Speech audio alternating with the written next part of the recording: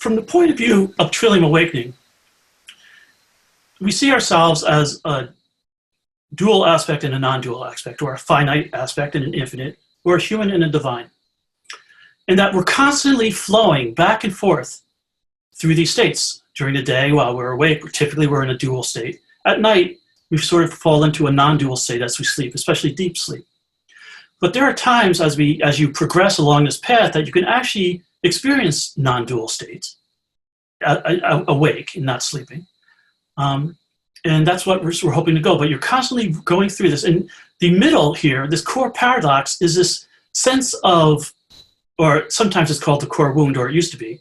But this core paradox is this tension between being a human and being finite and being an infinite divine being.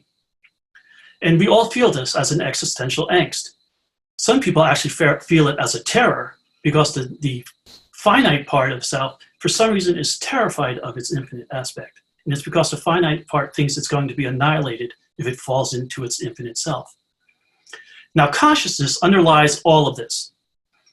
And so we define consciousness as that infinite transcendent ground, which is always registering everything while remaining untouched and unbounded. And so in our group, we consider consciousness to arise in two different flavors. An embodied feeling consciousness, which we associate with our human body right now. We have consciousness going on. It's aware. We're registering external events as they're happening, right? That is actually consciousness. We may feel separate from it, but no matter what, consciousness is aware in this moment. There's also this transcendent, infinite aspect of it, which has nothing to do with physical reality at all. It's completely ephemeral, if you want to call that. All right. So we can actually, again, we can cycle through the sense of embodied feeling and transcendence also. All right. And now, how do we begin to experience these fields, this field of consciousness, this huge field? And so what I would say is, what if for a moment we imagine that we are a toroidal field of energy? It's a torus, okay? There's a core that goes up this middle of this torus, it comes around, and this energy flows up and around this torus and comes all the way around and comes back in the bottom. And some people call this the subtle core, some people call this the central channel, others the Sushumna Nadi, okay? The central channel that we are. And what if there are three centers or three portals that allow us access to the fields of infinite potentiality that we can move through, all right? So we're looking at these three centers. So what are these three centers? So these three centers typically are called the head center, the heart center, and the belly center. And they represent aspects of mind, which is also consciousness, spaciousness, or light. The heart center, which is associated with love and mutuality, relationship, and emotionality. And the belly center, which is usually associated with being, the embodiment process, physicality, and actually a sense of non-separateness from everything around us. Now, these fields, this mind field, this love field, and this being field are really fields of potentiality. They're consciousness. They can't actually be defined, okay? These are concepts. These are, actually, I'll say, they're beyond definition, okay? There's no way to describe them. They are infinite in expression. All we can do is experience qualities of them or flavors of them.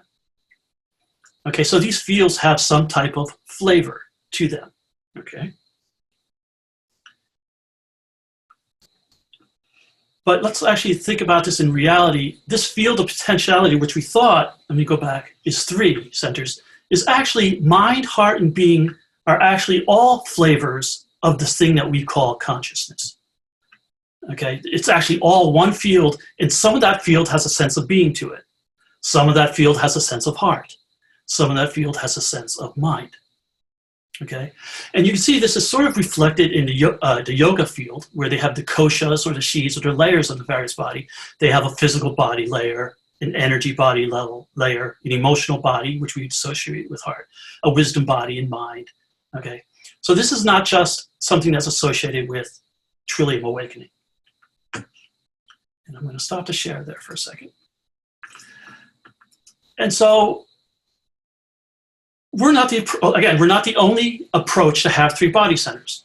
The Fourth Way folks with George Gurdjieff has three centers. He calls the intellectual, the thinking center, which makes an individual capable of logic and reason. He has an emotional and feeling center, that gives us the capacity to feel emotions, and the moving or physical center, which is just associated with the physical body, motor functions, sexual functions, instinctual functions. The diamond approach has a head center with intelligence, the heart center associated with love, energy, and personal contact, the belly center, again, associated with the physical body and presence. The Enneagram has a head center, a heart center, and a body center associated with various types, like the head center is associated with types 5, 6, and 7, the heart center with types 2, 3, and 4, and the body center with types 1, 8, and 9. Qigong has the upper dantian, which they call the cave of the original spirit, the middle dantian, which is the heart center, the crimson palace, and the lower dantian, which they call the ocean of vitality. And I've studied with someone named Judith Blackstone, and she doesn't call it the head center, she always calls it the center of the head for some reason. And there she works with the quality of understanding. So there, this field of mind has a quality that's also called understanding. Okay, and then the heart center has a quality of emotion or fundamental love, which is not the love as we perceive every day. And the pelvic center, instead of the belly center or body center, she calls it the pelvic center, which has a quality for her of gender. Okay. And now these flavors in the various centers, so the head center will have flavors of mind. The heart center will have flavors of emotion and inter and intra-relatedness. And the belly center or the being center will have flavor of physicality. And what are we actually tasting when we go here? What I say is we're tasting our essential qualities. And these are seeds of potentiality that are associated with lines of development which need to be nurtured and mirrored as we mature as human beings. And I'll go through these in a few minutes. Okay. So they become innate capacities as they mature and become embodied. And what's interesting is that as we mature these things, so as we mature love or compassion or strength or power, this leads to a paradoxical feeling of more solidity as a human being, and yet at the same time, we feel more spacious as a human being. We feel like there's more emptiness here at the same time that we feel more full. And also realize that an essential quality can also never be completely known, since it is an aspect of infinite consciousness. It cannot be truly separated from it. So again, we can never truly know everything that we're going to explore here today. So what does the mind center, what's associated with the head center or the mind and consciousness? So we're talking about essential qualities like light, which is our ability to experience our fundamental nature as consciousness. In a sense, we're self-illuminating. There's the quality of clarity, witness, intuition, brilliance, intelligence, understanding, discrimination, luminosity, stillness, and expansiveness. And that's just a short list, okay, of types of qualities, types of essential qualities associated with the head center, okay? Now in the heart center, okay, we're going to experience our essential qualities as unconditional love, or compassion, or contentment, innocence, right, and kindness. So that's just a few associated with the heart center. And with our being or belly center, we may experience power, strength, identity, believe it or not, resilience, and playfulness. And so as we explore these various qualities of our being, from the head center to heart center and belly center, we really don't do this in a linear manner. We don't just say, oh, I'm going to work on compassion for the next week. All right? It's just that all of a sudden today, wow, it feels like I'm working on a quality of compassion. They seem to be what needs to arise in the moment. Okay, so we'll find that today I'm working on something associated with the being center or belly center. Tomorrow I may be working with the heart, or tomorrow I may be working with the mind. And so we're constantly flowing back and forth through these qualities, always helping them to mature and grow day after day after day. And what you're going to notice is that this growth with these qualities isn't, again, a linear process. It's more like a vortex. And we come around and we spiral around. So today I'm working on compassion, and I may find that in a week I'm working on compassion again, but I'll say, but I worked on compassion last week. And what's going on is that compassion can always be expanded. Love can always be expanded. Power can always be explored more. So these qualities are constantly trying to grow and mature. Okay, and we have hundreds and hundreds of these qualities that we want to explore. And so typically when I work with essential qualities, we have a sort of a way that we can go about working with them. One is, say I want to work with compassion. I can actually work on it today. Say I want to work on compassion today.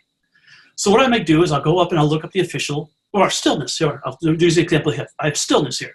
So I'll look up the official definition, Webster's.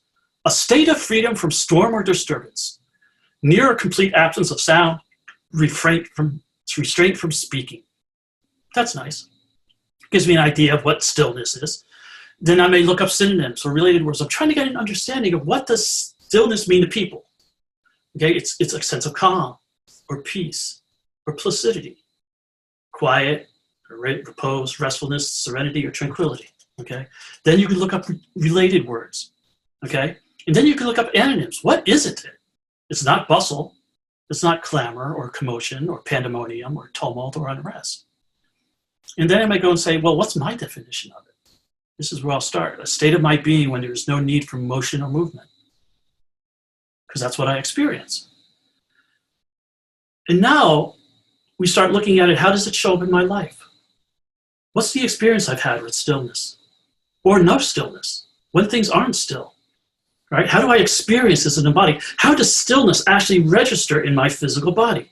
Oh, when I'm still, my head feels expanded, my heart feels calm, right? My body, my belly center may feel very restful or peaceful or serene.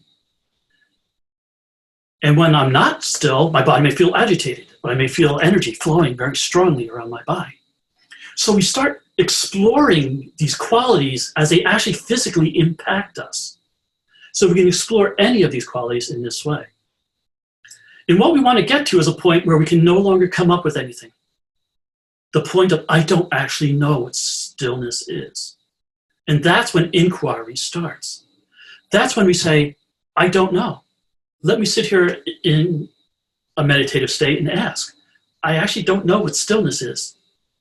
And see where it takes you. And it may take you into your body. It may take you out into nature. It may take you somewhere that you don't expect. But because you don't know, you're giving that chance for the I don't know-ness to allow something new to come in. And this is how we explore the deeper aspects of these essential qualities. We come to the place of, I no longer know what stillness is. Now I'm going to explore it in a deeper way by just settling into it and seeing what the universe brings to me as stillness. I may sit down for stillness and all of a sudden the lawnmower people come and they're cutting my lawn and there's noise all over the place. And I'm like, oh my God, that is definitely not stillness. Okay. And it's like, oh, now I know something else that it's not. It's not lawnmower people running around while I'm trying to meditate. Okay.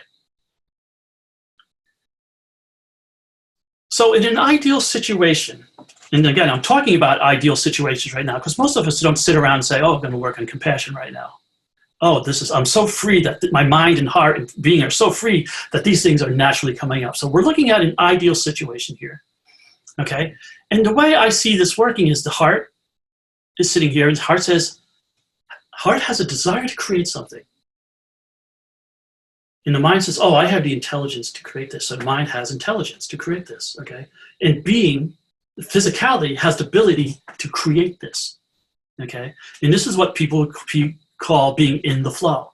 When you're in the flow, when you're in what Ted Strauss would call the singularity stage of our work, very far down the awakening path, things flow.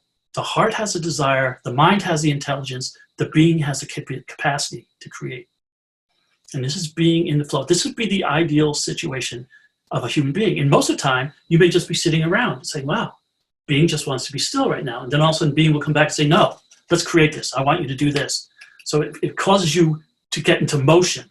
Okay, something calls forth, this wants to be created, it wants to be created now, and this is how we're going to do it. And so the heart has a desire, the mind plans how to do it, and the being creates it. Now, the way I see this, and again, this is me, okay, this is a Jim Trofatter slide here. So when all three centers work together, and again, we're thinking of this as an actually overlap of all these, I see the head center as sort of a sense of I-ness. This is I. The belly center is an M. Physicality is M. I'm just physical. This is I am. Okay, and these all overlap in the heart, which is this sense of I amness. And you'll find that when you actually fall into this I amness, it feels like it's a doorway to the soul, a very deep aspect of yourself. Okay? And just recognize that, you know, people say that, oh, I'm experiencing the I am right now. There's just a sense of I am. And really what you're feeling is all three centers overlapping here at the heart, allowing a deeper access into who you really are on a deeper level.